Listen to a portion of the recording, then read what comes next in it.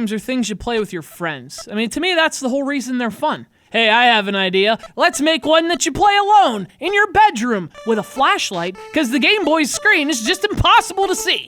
Boy, that's not sad at all. It's Boggle Plus. Although, the plus is debatable. Now, to be fair, you could play this with a friend if you had the Game Boy cable. But let's be honest, no one had the Game Boy cable. And besides, for about the same price as this game, you could also, just buy Boggle. Boggle has multiplayer without cables, which is a huge plus.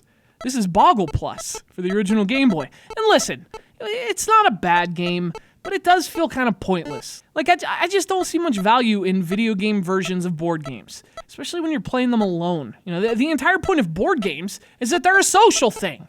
I mean, geez, invite some friends over, you guys. Forget the Game Boy, get some salsa, boy. But I will say this, even though it doesn't have that board game fun, Boggle Plus does have some appeal, but in the same way crosswords do. Like, playing this feels more like, you're doing word puzzles in the newspaper than playing a board game, And obviously, Boggle has always been a word puzzle, but in this format specifically, it really has that vibe. Like kicking back with a newspaper and a cup of coffee and a pencil, how old people do. Well, playing Boggle Plus on the Game Boy is basically the same thing. Only you guys are probably kicking back with fucking Mountain Dew or whatever. How do you guys drink that?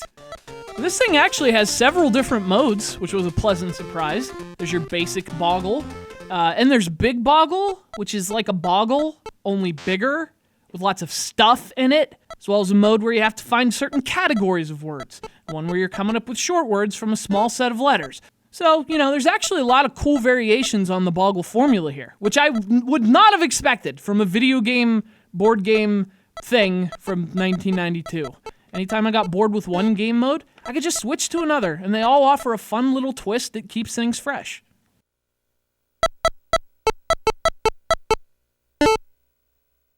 Now, of course, the main attraction is obviously Boggle, and the rules are the same as the classic board game. You have to make words from these boggled letters by basically connecting the letters. Again, it's kind of like a crossword puzzle. Only in Boggle, you can go in any direction, provided the next letter touches the previous letter. You play by moving with the D-pad, entering letters with one button, accepting words with another. It's really simple, and especially on the go, I could see this being very addictive in 1992. I mean, it's tough to see the value in a game like this now, when we basically have handheld computers in our pockets. But for its time, to have Boggle in your pocket, that would have been a great way to kill time. Now, as far as the technical stuff, it's got a dictionary of about 35,000 words, which is more than you'll ever come up with. I got news for you. All you'll make in this game is freaking fish, tree, just 4-letter words, and not the fun ones either. So don't sit there and act like 35,000 words isn't enough. Seems to be a nice amount of letter grids too. But that's the thing, it's not like these arrangements are just totally randomized letters. They actually seem to be set groups of letters, and they do repeat from time to time, which is definitely kind of a bummer. And actually, the presentation isn't much either. It's got this simple, clean look. And there's almost no audio except for that boring menu music. So what I'm saying is have your Slayer records nearby. Freaking raining Boggle. Dead skin Boggle. At dawn they boggle!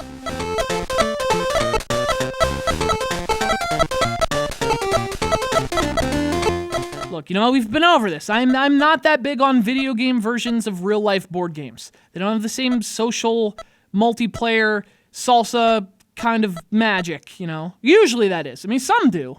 This one doesn't. But this one does something else. It forgoes the salsa magic for pencils and coffee magic. Yes, or Mountain Dew.